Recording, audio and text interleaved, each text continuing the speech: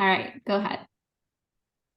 Hi, everyone. Welcome to our Foothill College Latinx Heritage Month event. It's our final month for today, and I'm excited to welcome our amazing artists here to do the artist talk for today's month. To tell you a little bit about our Latinx Heritage Month, we've had a celebration all of the month of October. We've had our speakers joining us. We had bands, a student band last week to finish up our events here on campus. And I'm excited to have all of you join us here today. And it's just such an amazing event and excited to have you here, Citlalli Rico. And I'll pass it on to our faculty, Lisa, to give you the grand introduction. Thank you. Thank you, Catalina. I'm Lisa Stone. I'm a part-time instructor at Foothill College, and I'm very excited to introduce Citlalli Rico, who will be giving the artist talk today. She's an award-winning photographer based in Mexico. She's one of the leading wedding photographers in the world and has been a huge inspiration for me personally throughout my entire career as a wedding photographer.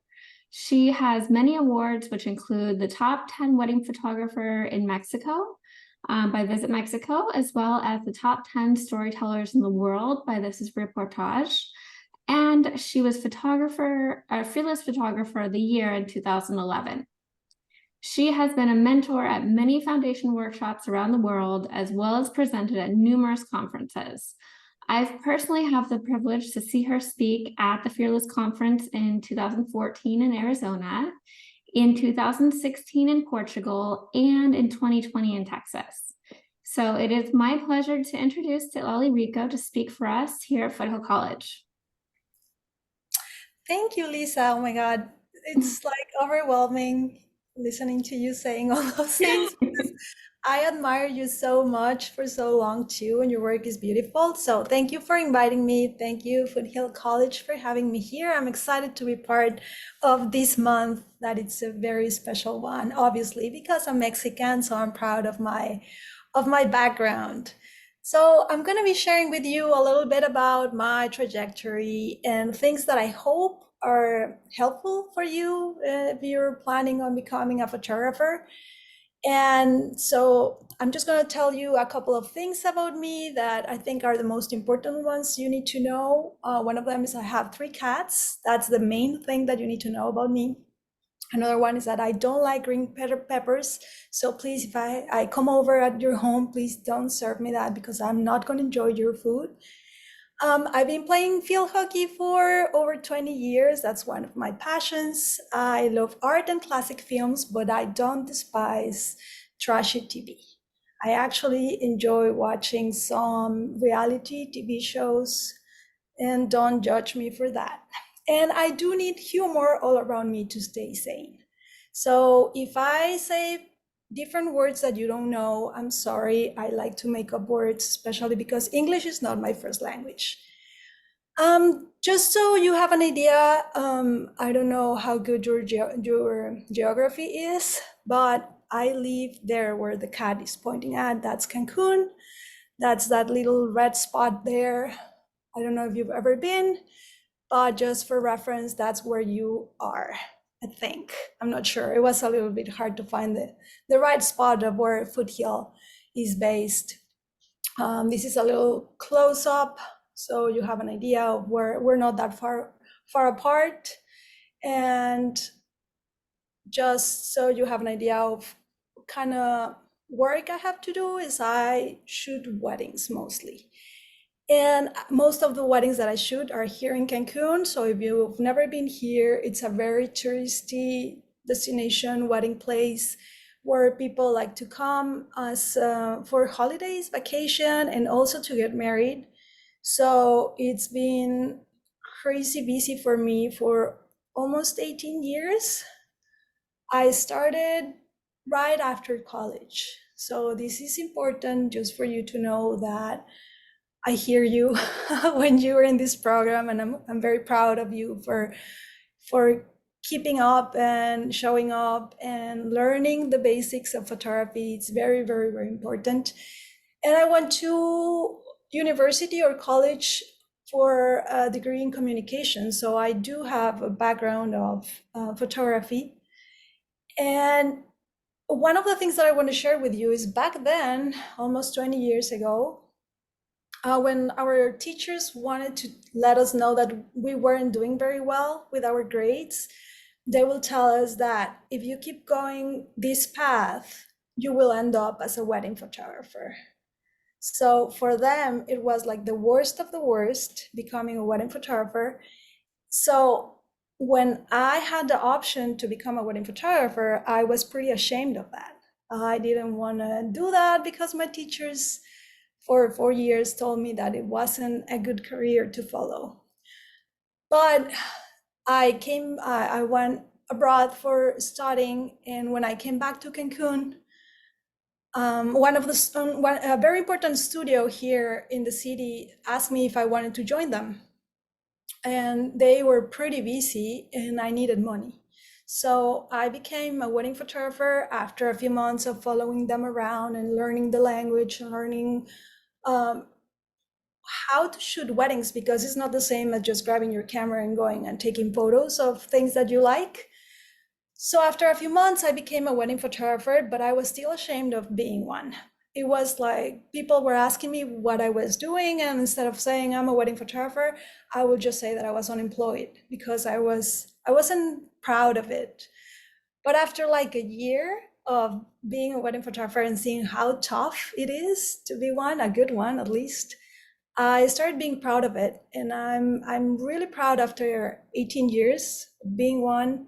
And it's very interesting because there is like a tiny bubble that of wedding photographers in the world, that we are very proud of each other.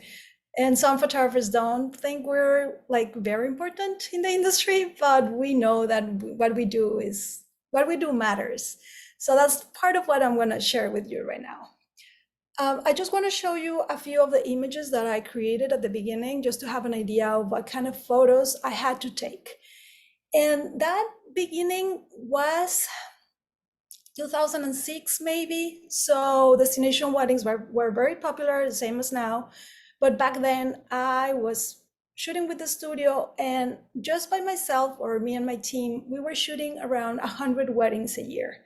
And that, maybe you have no idea what, like that number, what does it mean? But it means that we were very busy because I was shooting pretty much, especially during high season, because people here, they're in vacation, so on vacation, so they don't care if they get married on a Saturday or if they get married on Tuesday. So there were weeks where we were shooting pretty much every single day, and I was editing all my images too. So I had no life, I only worked, and it was pretty hard. But one of the things that was very sad for me at the moment is that I felt like I was going to every wedding and just covering a checklist, like I had to take the same photos over and over again. So this is kind of what I was doing back then. And it might not mean a lot to you, but for me, when I see this, I'm like, oh my God, my poor clients, I'm so sorry. If any of you know them, please tell them that I am sorry. I did my best back then. It's a direct flash. It's like the horizon is crooked with no reason. And I was just trying to show the sunset behind them and the beach, and they wanted a photo jumping or like a fun photo. And this is the kind of photos that I do them. I mean, I shoot them, but I try to do a better job about that. And I was also back then following trends. So I want you to see my skills in Photoshop, how amazing they were back then and now.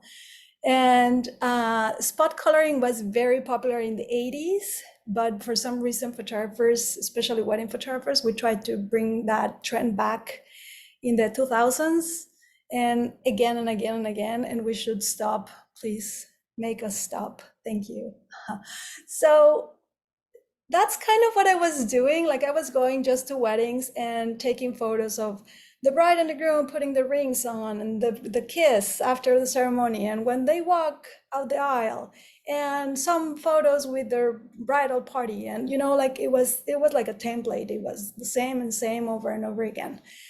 So after a year of doing the same thing for 100 times, I was like, there has to be something better. There has to be something that other photographers are doing out there that it's inspiring. Even if it's not a wedding photography, I just want to be inspired by other people.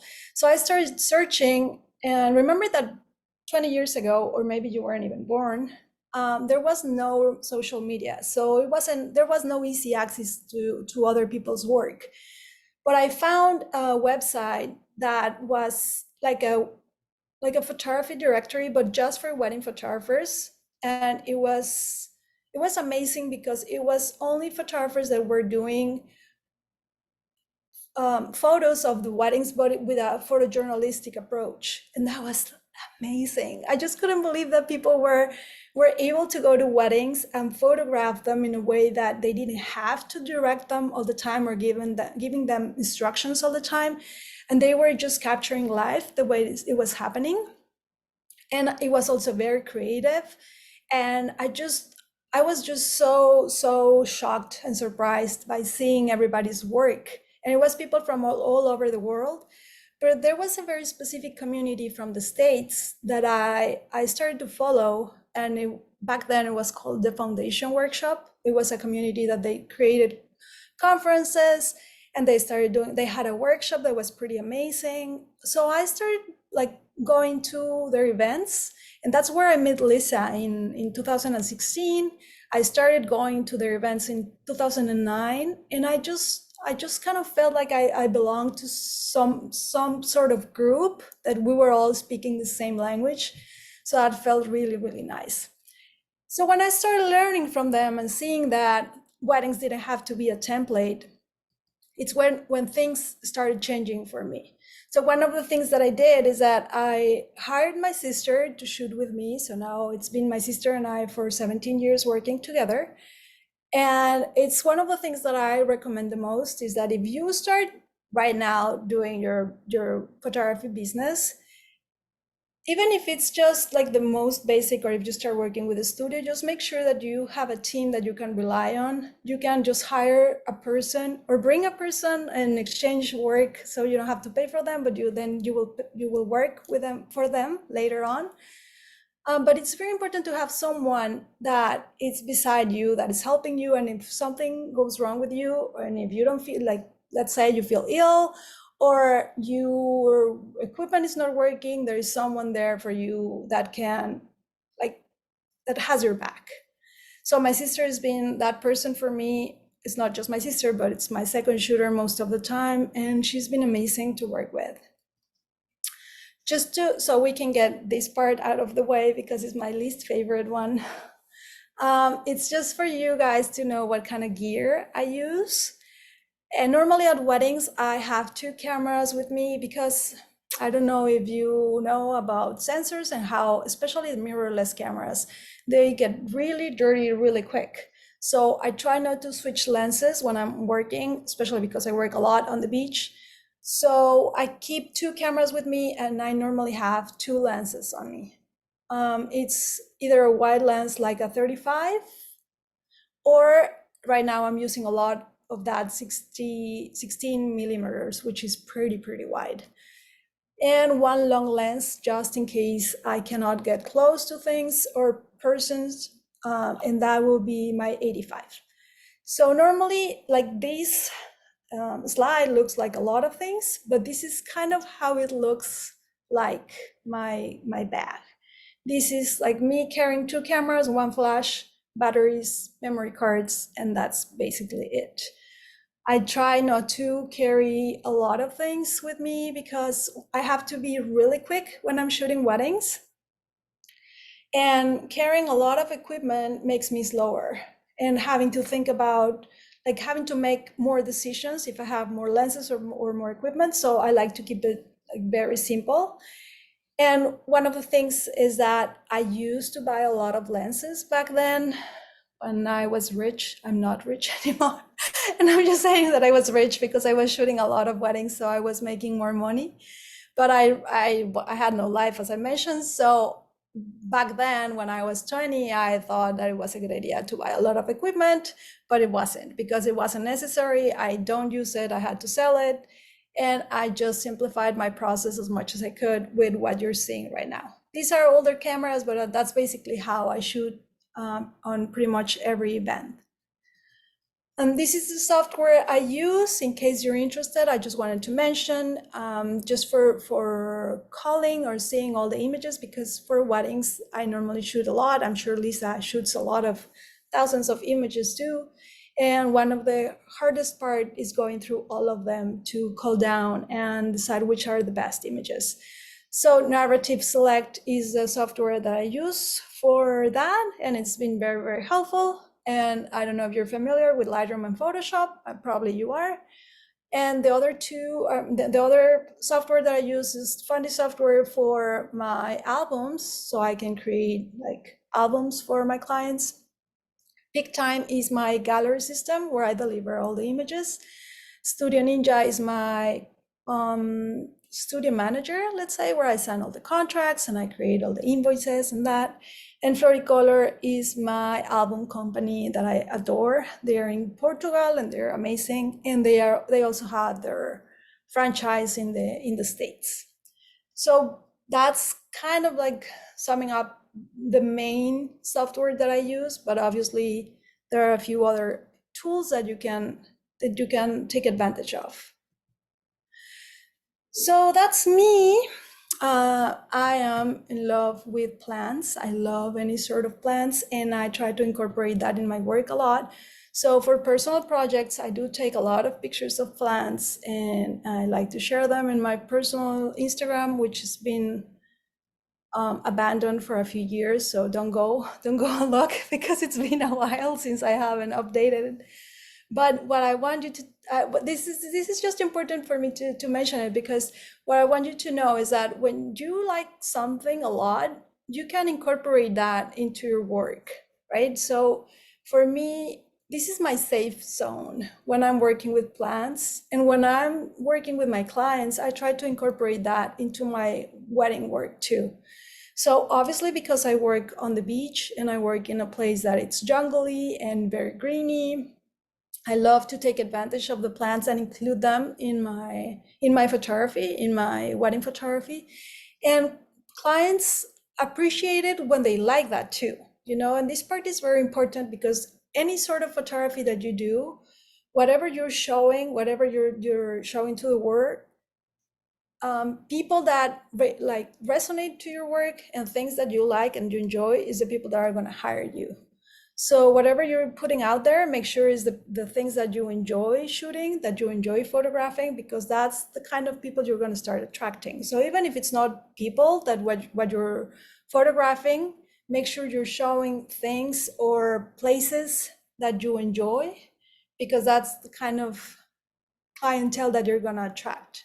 So that part of me, that it's plants and animals and any kind of living being, I'm trying to incorporate it into my work. So I will always try to frame or use plants as part of my composition. That's very, very important into my work, even if it's moments or if it's portraits. And I want to talk to you about 3 things that have created my path into photography that I think could be beneficial, just for you to have an idea of how things have helped me go through and stay relevant and excited about photographing weddings. And remember that I told you I was shooting a lot of weddings, and all of those looked like a template. So my first true love, the first thing that made me shift the way I was seeing photography, was light. When I started to understand how light worked, it was like the world changed for me, because now I could be creative, capturing things or photographing people with, it didn't matter if it was in the same venue over and over again, the light was always going to be different. Didn't matter if it was even in the same weekend, even on the same day, the light is always changing. And I use a lot of natural light. Most of the images that you're going to see today are created with natural light. This one is a mix of both, but I started being creative with natural and artificial light too, and I was really excited about it. I was really enjoying it. And I know that this is a very special month and you're celebrating it. So I just want to tell you why light for me it's very special. And one of those things is because I'm Mexican. So I don't know if all of you have lived in California all your life, but here in Cancun, the golden hour, it's more like the golden 5 minutes. We don't have like a beautiful light of like gorgeous sunset that light will go on and on forever. Normally our sunsets and that gorgeous light that is hitting from the side just lasts like 5 or 10 minutes. So what happened is that in Mexico, we have most of the time, especially here in Cancun, most of the time we have harsh light. Is this like really strong light that is hitting everything and creating contrast and creating shadows. And a lot of photographers, we were fighting against it. We were like, I hate harsh light, but that's what we have most of the time when we have daylight. So instead of fighting it, I just stopped it and started embracing it. And now it's my favorite light. I use it creatively as much as I can, or even during moments like when I have to capture things, I just risk everything and go for it. I just want to show you that. But before I move on into those images, I just want to show you one of the traditions as Mexicans you have to do. If you ever come to Mexico and you want to stay for a little bit longer than just your vacation, this is what you have to do. Like you have to dress up as a luchador or luchadora and jump over the bed. And as soon as you do this, then that's the tradition that you completed and you're an honorary Mexican and you're welcome to come and stay with us as long as you want. Because I know I wanted to talk a little bit about Mexican traditions. So this is just keep it in mind. Remember, this is one of the things you have to do. So I started incorporating harsh light into my images and in a way that it was creative, but also in a way that when we had moments that were lit by this kind of light, we were also embracing it and trying to create beautiful images with it. So that part is important because the whole world is jealous about the light you have in California. So just make sure you embrace the kind of light that you have around. Don't fight it, just use it as a tool and you will find beautiful ways to create beautiful images.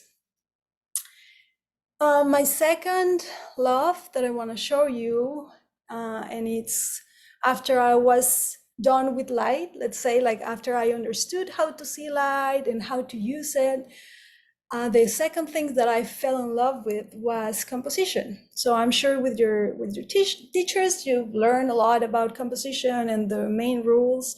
And for me, composition was my second big love because it was a way to stay creative and I just really enjoyed it. So one of the things I started doing, and I keep doing it because it's so much fun, is just I love framing people in a positive way. So just to make sure that when you're reading an image, it's very easy to spot what I want you to see.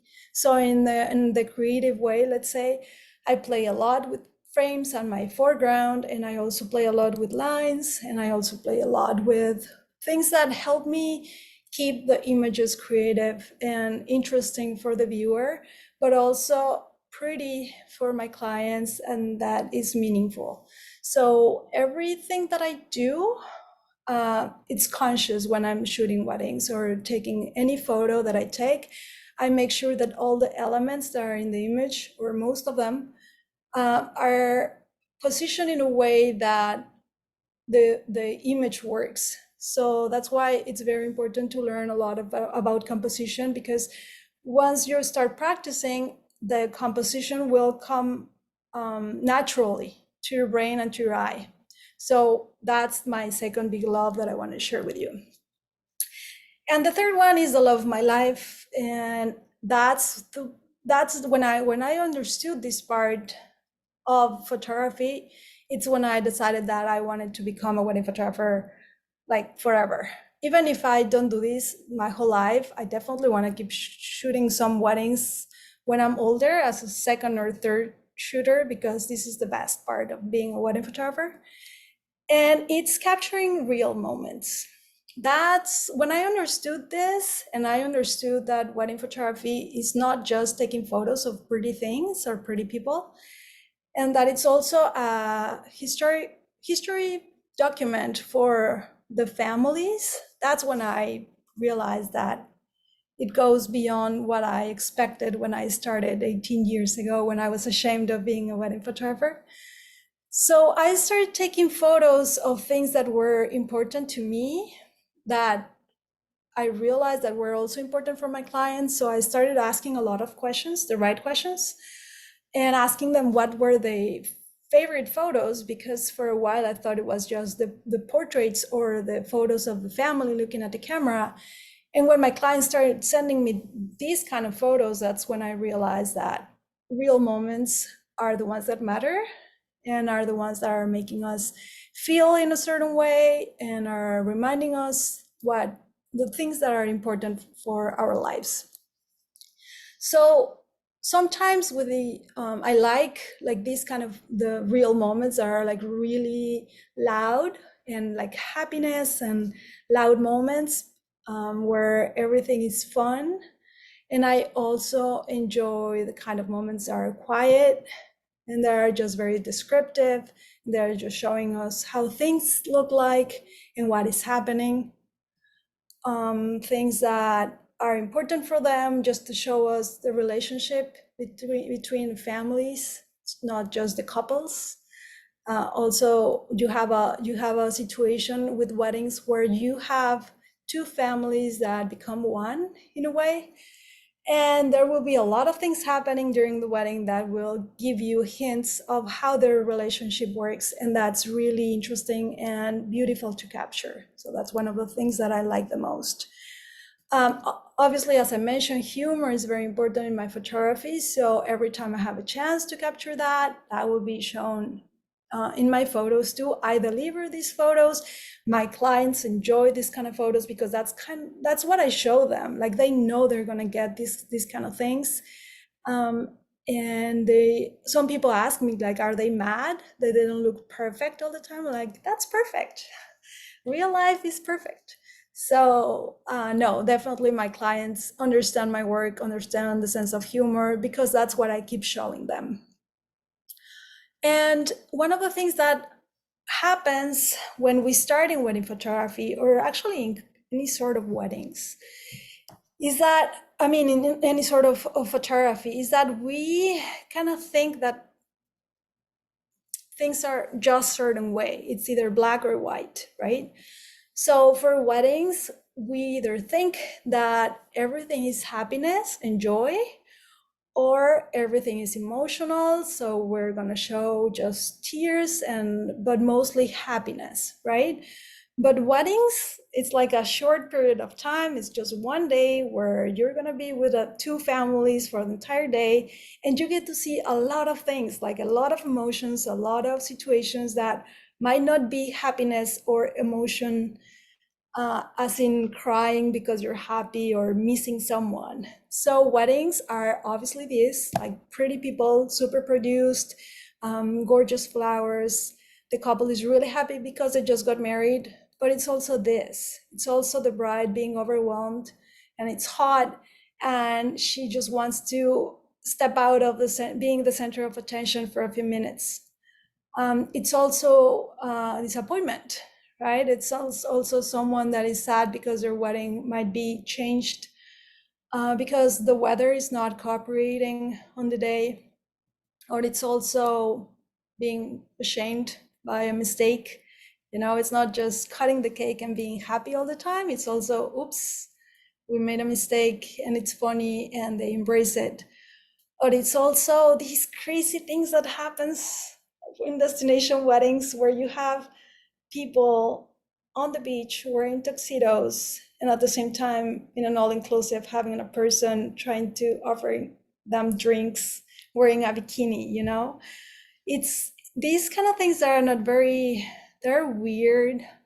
those are the kind of things that I love photographing, because it's also showing the reality of the kind of weddings that I'm doing, but it's giving them, I love that the groom, and it's very like, because of his personality, instead of being like checking her out or anything, he's just like, please stop, like let us go. I'm just ready to get to my bride, like these kind of things that we're capturing on the day are helping us to reinforce and show us the personality of people. So that's why I love this kind of photography.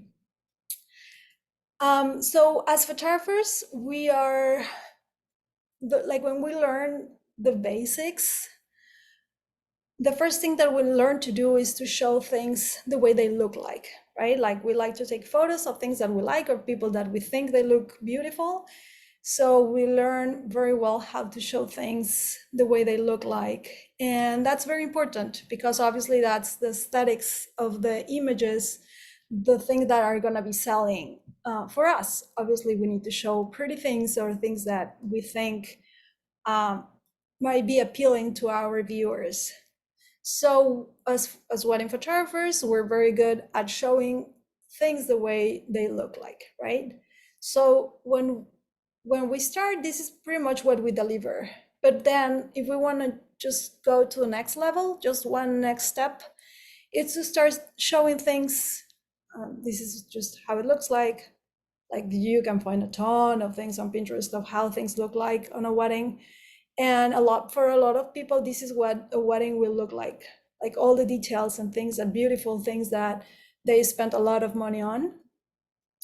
But the next step is, what does it feel like when you are the person that is getting married? What does it feel like when your daughter is getting married? What does it feel like when your grandson is having a hard time because he misses his dad? Like, what does it feel being that person at that moment? That's one of my favorite parts of photographing people.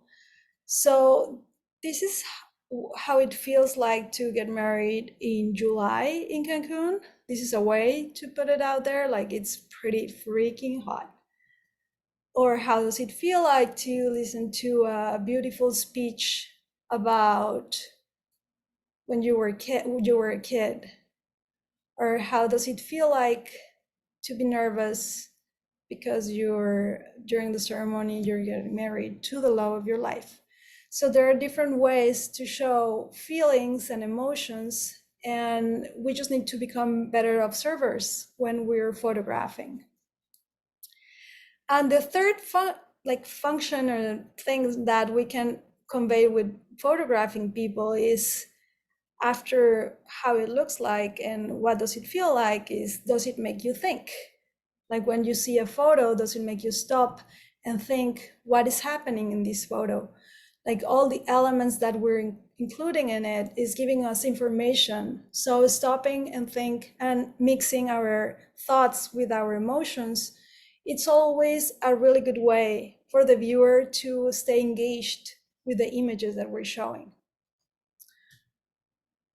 So all the elements that I'm including in the photos are also part of the idea that I want you to understand what is happening. That is giving me more context or more information, or it's helping you remember things in a way that I can capture it for you. So how do I, like, it's not just that I enjoy it, but there is also a process for me to start taking these sort of photos.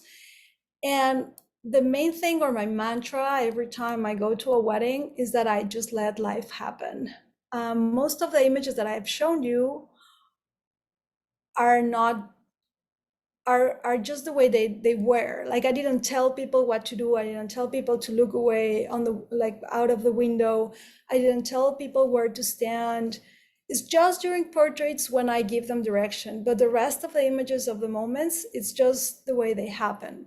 So that's the fun part of it, that you have no control. So you just have to be very skilled with your technique and very skilled with your being prepared and observing what is happening around you. So whenever I see these kind of things, unless like the person, like the groom was really in danger, I wouldn't interfere. Like I would just let him hit his head against that huge disco ball and see what happens.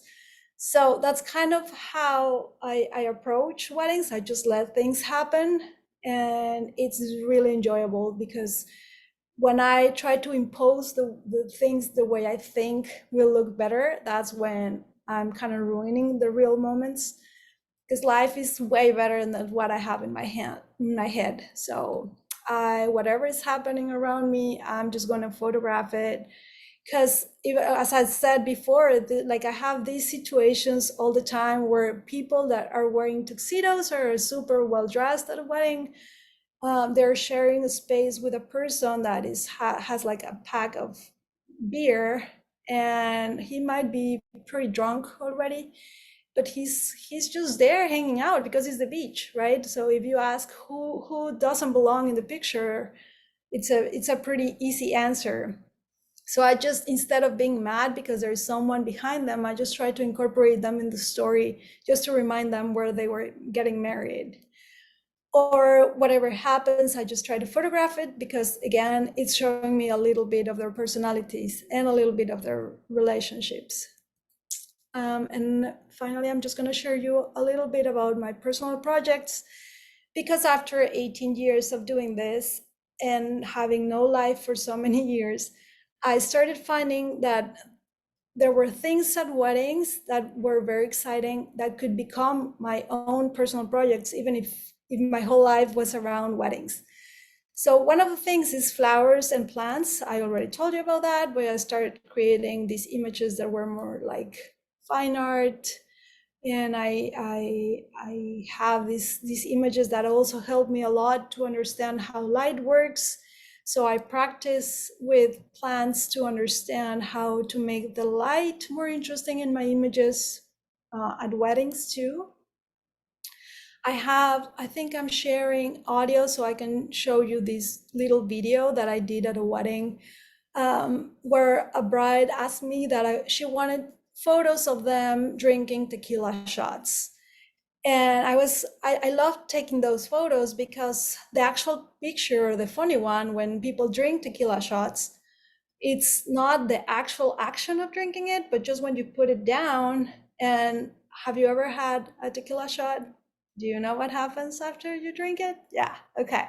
So let me show you this little stop motion.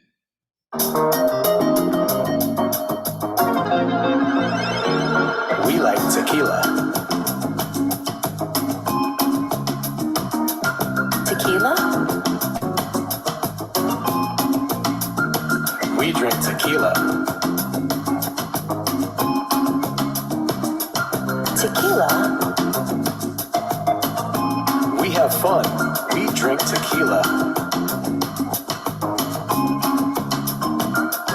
Tequila? We have style. We drink tequila. Tequila? We all smile when we drink tequila.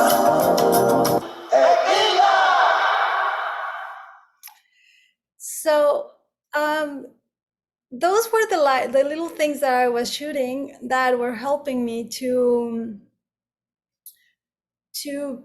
take myself away from the burnout, like just to keep myself creative, doing things that were good for my clients, but also fun for me. And my other, this is a very important project for me, is the vendors project that I care a lot about it. And it is photos about the people that work at weddings, that most of our employees in Mexico, especially the tourists, in the touristic industry, are very badly paid. They don't make much money. They work really hard, a lot of hours. The schedule they have it's pretty bad because it's not constant. So it's very hard for them to see their families or have a routine. So their health is being impacted by it too. So living here for over 30 years has given me the opportunity to see how difficult it is to work for the tourism. So every time I have a chance at a wedding to photograph people working hard for you to get married here, I will take it, I will take the photo and I will include it in their gallery just for them to see the things that other people have to do, right? Like when you come to Cancun and you come to an all-inclusive, they tell you that it's like tips are included. That's not true. They don't receive anything from you. So whenever you have a chance, if you can tip them, please do, because they are making very little money when you go on vacation. Just keep that in mind. So I love taking photos of people that most of the time spend their hours working inside a kitchen, in a very hot and humid kitchen. So whenever they have a chance to admire where they live, they will take the opportunity. So I love incorporating that into the work that I deliver and I show, and I just like to create awareness of like being thankful for the people that are doing all the hard work for us.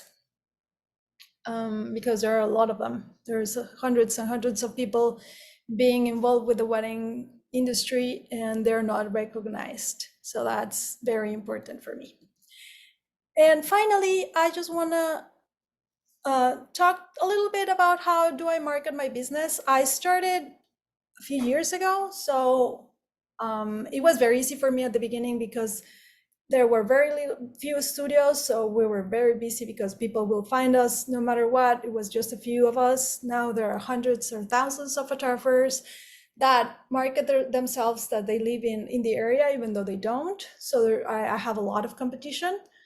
But I do, most of my weddings become from referrals, like past clients. Wedding planners is my number one right now. I work with a few wedding planners that they recommend me. But I like to work with wedding planners that are in the same channel as I am, like planners that care about other people, that care about their clients, that care about their employees. So that's the planners that I only work with. Obviously, I show my work in Instagram. Pinterest is a really interesting tool that we don't use it as much as we should because all the brides are there looking for inspiration. Facebook, even though it might sound like it's dead, it's not. A lot of people use Facebook still. LinkedIn has been helpful sometimes, and I do a lot of conferences, and that's how I do my network with other photographers, and a lot of other photographers hire me for their weddings. And this is the final part where I'm just going to give you the advice that I wish I knew when I started. Start saving now. I wish I knew that 20 years ago. It can be just very little. It doesn't matter how old you are. Just please start. Any amount will be better than nothing. So there are like a lot of retirement plans that can help you if you're in your 20s. Oh my God, you will be like set if you start when you're in your 20s. And if you're in your 40s and you're in your 60s, please start saving now. I promise you won't regret. I wish someone told me this when I was in school. You don't need all the toys. I already mentioned that. You don't need to buy a lot of equipment. You can start with one camera and one lens. Before you buy it, make sure you read all the reviews. You go on YouTube and read all the information you need. Even you can borrow it or rent it, see if it's gonna work for you. It still happens to me that I buy things that then I end up not using. So please, like, remember, you don't need to buy a lot of stuff. Photography, it's a very cheap profession. As long as you understand and learn how to spend the money wisely.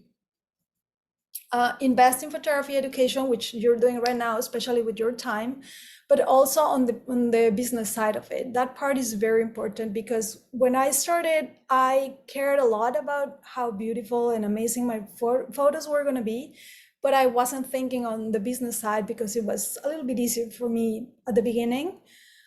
But I wish I put a lot of effort on that part too. So learning about marketing and learning about sales and about pretty much taxes and all that stuff that we don't like, it's very, very important too. Practice. I'm sure your teachers have told you this. A lot of like on every single class. But it's very important because this is the only way that you're going to teach your brain and your eye to become better by observing, by practicing, by shooting. It's the only way that we have as photographers to become very good at with our technique. And also like observing light and practicing your composition, even if you're not taking photos at the moment, if you don't have a camera or a cell phone with you, you can still practice by observing. So this part is very, very important. And I had to do it not because I wanted to, it's because I was forced to, because I was shooting a lot when I started. So I definitely shot over 10,000 hours. So I became an expert pretty quick on at least the technique of photography. Find inspiration in life and arts. Like for me, I do like arts. I love watching like really good cinema beside Love is Blind. I do watch some good movies, but I also like to see paintings. There is a lot of inspiration in paintings, but life is definitely my biggest inspiration. So real moments are my favorites. So whenever I'm on the street, I love people watching, and I love to see how people react to things and see how relationships are shown with people when they're like just being themselves. So that's it. That's it for me. Those are my social media. And if any of you play Pokemon Go, that's my training code. So please add me on that. And thank you guys. Thank you for having me. If you have any questions, I'm here for you. Thank you so much, Citlalli. We do have some questions from the students. I'll start at the top. So the first one is, where do you see yourself with your photography in 10 years? Do you think you still have more techniques to pick up or passions to pursue? Thank you. I love that question. Yes, I do believe that I'm gonna be a wedding photographer my whole life. But definitely I'm always trying to learn new things. So right now, I am learning pet photography. And it's a completely new world, like, because it's normally it's in a studio, or you can do it at, like in a park or something like that. But it's like, I feel like I'm learning everything all over again. So we can always challenge ourselves to keep learning and become better. So whatever you learn that is new, it's going to help you to and it's going to like add tools to your bag, you know? So I see myself still shooting, maybe less weddings because it's really hard physically for us. But I just hope I'm a photographer my entire life. Awesome, thanks. So the next question, it looks like everyone really loved your tequila movie. Thank you, I love it. Having shot weddings in Mexico, I remember all the tequila shots is very much more than in the US. True. So they want to know what lighting you use. Did you use fixed lighting or strobes for that? Yeah, I do use, can you see me? Oh. Yeah, now we can see you. We can see you. So we're not okay. sharing anymore, so we can see you and hear you. Oh, I see. I see. Okay. So I thought it was like my battery died or something. I'm like, no. So I do use speed lights and like a little bit bigger strobes for lighting, especially during reception time or whenever there's no natural light anymore. We do have 2 or 3 flashes for reception, but I try to keep it very simple. So if I can do it, I like get away with just one, I will just use one speed light. Great. Okay, so we have another one here. So how do you make your clients feel comfortable in front of the camera? And what is the best camera to use for everything? If you had to pick one. Okay. So the first question, like I just, since the very beginning when they hire me, they already seen my work. So most of the people that hire me, they do it because they want natural photos. They don't want to pose a lot. So when they see my work, they see that most of even the portraits are very candid. And that's the kind of people that I will get, like people that don't want to be the spotlight, the people that don't feel comfortable in front of the camera.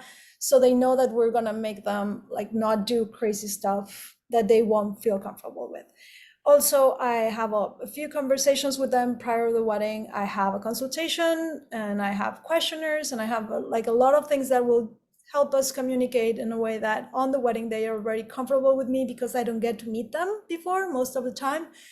So it's all about communication. And during the day, I just insist a lot that they just interact the way they normally do. I don't correct the poses in a way that they feel self-conscious about what they're doing. And a lot of times what I tell them is that if I don't say anything is because they're rocking it, they're doing amazing and they don't need more instructions. So I will just step back and keep shooting. And basically what I do is I'm just very patient with them until I feel like I have something, or I will do a few adjustments, but I won't tell them, no, don't do that, or no, please stand tall, or be careful because I don't know, I just don't want them to feel self-conscious about what they're doing. And the other question was, I'm sorry. So if you had to pick one camera, I'm assuming they also mean one lens, maybe one camera lens. If you had to just pick one thing, what would you use? Right question. So the camera that I will recommend you to use is the one you have. Like, just don't worry about that too much. Just use the camera you have. If I had to choose one camera of the ones I have, I will stick to the DSLR for a little bit longer. I like mirrorless, they're great and they have great technology, but they're not very responsive at night with flashes. And because of the type of photography that I do, I need a camera that is very responsive on any sort of lights and it's good focusing. And because I don't have time to be dealing with like focus that is not on point, especially during moments and things that are happening really quick. So I will stick to my DSLR for a little bit longer. And that's what I do actually right now. I have two systems. I have mirrorless and I have DSLR still, like mirror cameras. And I just switch them. During the day I shoot with mirrorless and at night I still shoot with my DSLR. And my favorite lens for a long time was a 35 millimeters. I could shoot an entire wedding just with that lens and it would be good. Great answer. I totally agree. Same Yeah, thing. 28 or 35, yeah. Okay, so another person, so you mentioned your tiny bubble of photographers that know, how proud we are of our work and everything.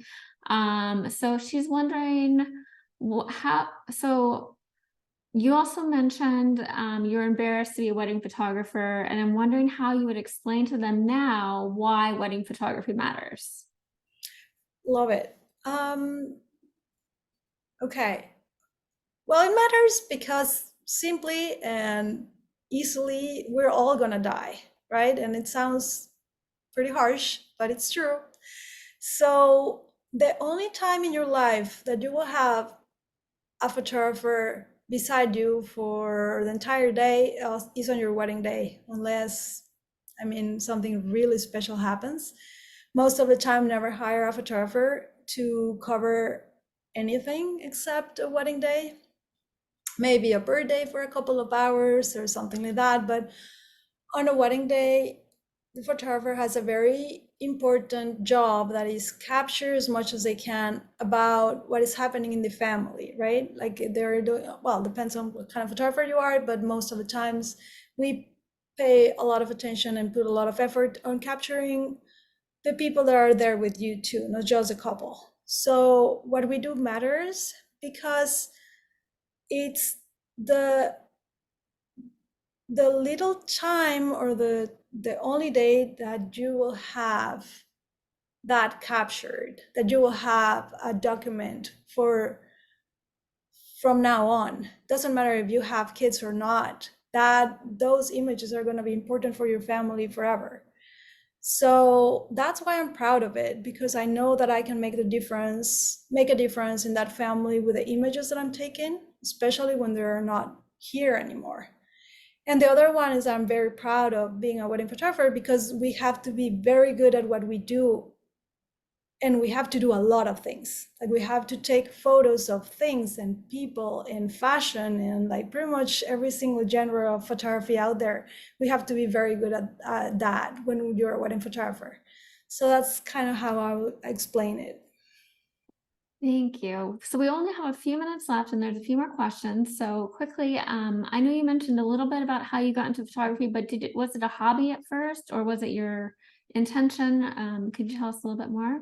Sure. No, it wasn't a hobby. It was just a job that I was doing to get a little bit of money because I definitely didn't want to be a photographer or a wedding photographer. So it was just a thing that I was going to do for a little bit until I found a decent job to do. Awesome. Okay. The next one, it says, have you ever worked with wedding painters? What are your thoughts?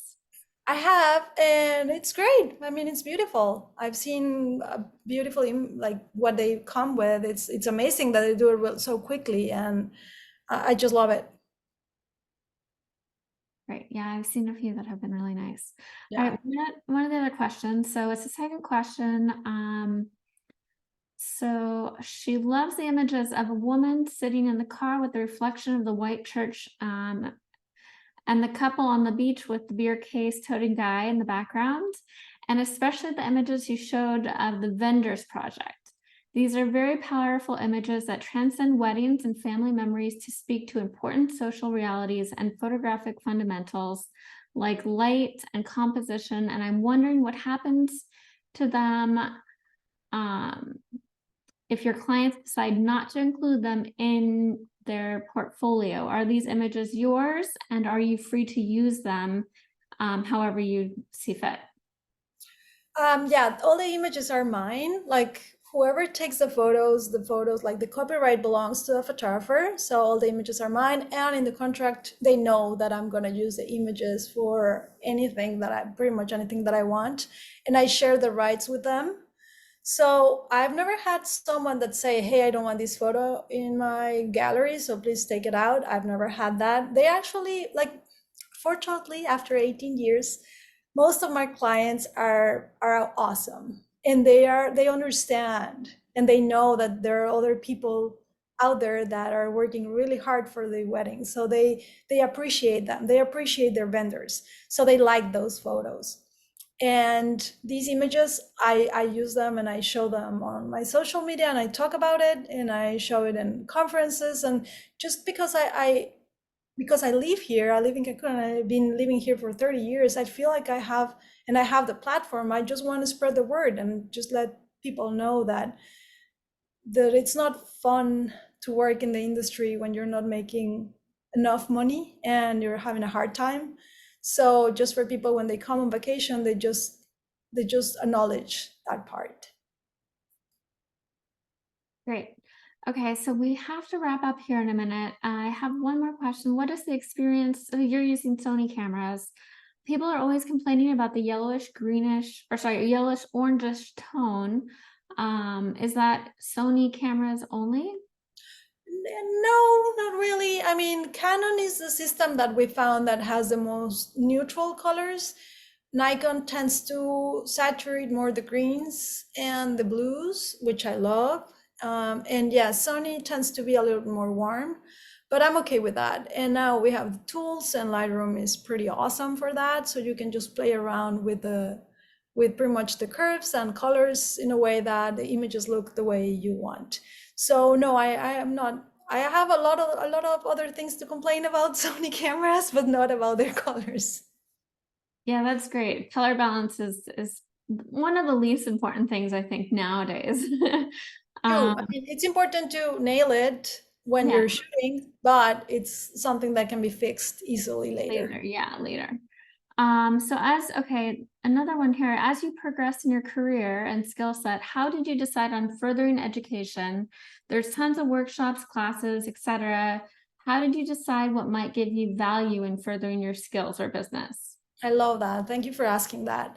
So basically what I do is, the first thing is I want to see if the person that I'm going to learn from is someone that I admire. And it's not just their work, but also as a person. If the person doesn't have like a background that kind of, I mean, it might be challenging and amazing to go and learn from someone that things different than you, but if it's that different means that they're not in synchrony with human rights, for example, I'm not going to be learning from that person. You know, like there are certain things that for me are very important. And I love to learn from people that are inspiring in a way that also the ethics and morals matter. So I just want to make sure that the person I'm learning from is a good person and I'm inspired by their work. And what the things that I started to do is that, as I mentioned, right, I love light, then I loved composition, then I started loving real moments and photojournalism in weddings.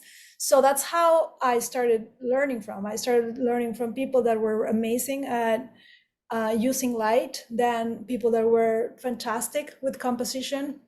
And then most of my training since then, it's been about becoming a better observer and learning how to shoot moments and telling stories in a better way. So whatever skills you're trying to evolve or take them to the next level, I recommend you to learn from people that are really good at it already. And also to learn from people that are doing things that have nothing to do with photography, but that can make the experience better for you and for your clients or for whoever you're shooting photos for.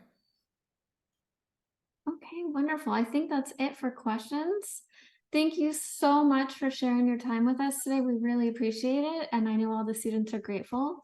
As you shared your info already, but the students have it. But thank you so much.